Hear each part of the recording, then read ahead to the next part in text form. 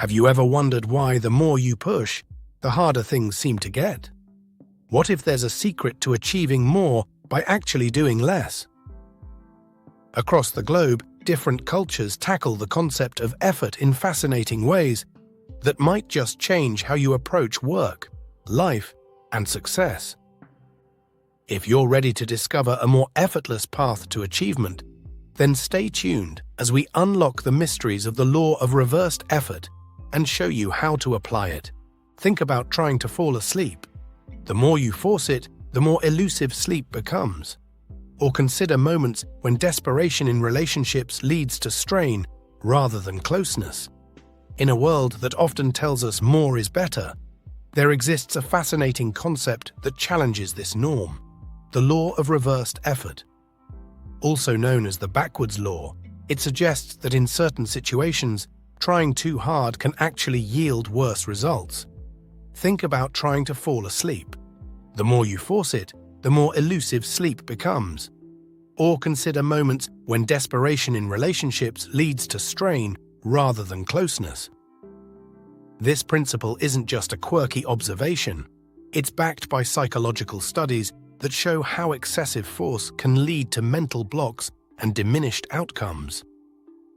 So how can understanding this law change the way we approach challenges and goals? Let's explore how different cultures have applied this understanding to create less stressful, more productive environments. 3. Western perspectives on effort, 2 minutes. In the Western world, the mantra, "the harder you work, the more you achieve," is deeply ingrained in both the corporate landscape and educational systems. From Silicon Valley to Wall Street, high levels of effort are often seen as the direct path to success. This ethos is rooted in historical movements like the Industrial Revolution and the Protestant work ethic, which equated hard work with moral virtue and societal progress. But what happens when this pursuit turns counterproductive? Studies show that in environments where overworking is the norm, like in many US and European companies, the outcomes aren't always as positive as expected. The result? Increased stress levels, burnout, and a decrease in overall job satisfaction. Moreover, this relentless drive can lead to a diminished work-life balance, affecting personal relationships and health. Yet, the narrative is slowly shifting. With emerging research on productivity and mental health, there's a growing advocacy for smarter work policies like flexible hours and the importance of downtime, which align more closely with the law of reversed effort. These changes suggest that perhaps less can indeed be more. In stark contrast to the Western emphasis on exertion, Eastern philosophies often celebrate the art of effortlessness.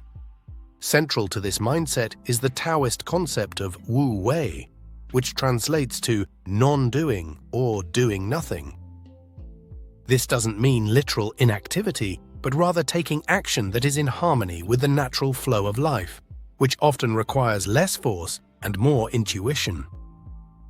Take, for example, the ancient Chinese strategy texts that advise rulers to govern with a light touch, or the practice of Zen meditation in Japan, which teaches clearing the mind not by force, but by letting thoughts pass without attachment. These principles are reflected in how businesses and schools in places like Japan and China prioritize efficiency and mindfulness, often leading to high levels of productivity through seemingly effortless actions. Furthermore, the success of these philosophies can be observed in the calm demeanor and the focus on balance and inner peace that characterize daily life in many Eastern societies. The integration of these principles shows that success does not always have to come from struggle and strife. It can also arise from understanding and aligning with the natural course of things. Examining real-world applications of these cultural philosophies provides a clearer view of how they influence outcomes. In the West, we often hear about the startup grind, or the hustle culture in Silicon Valley, where long hours and constant innovation are celebrated. Companies like Tesla and Amazon are frequently cited examples where high levels of personal sacrifice are considered necessary for success. On the other hand, Eastern companies like Nintendo and Huawei have thrived under principles that might seem, at first glance, less aggressive. For instance, Nintendo's philosophy of lateral thinking with withered technology involves using well-established technology in innovative ways, which often requires less investment and lower risk than constantly pushing the technological envelope.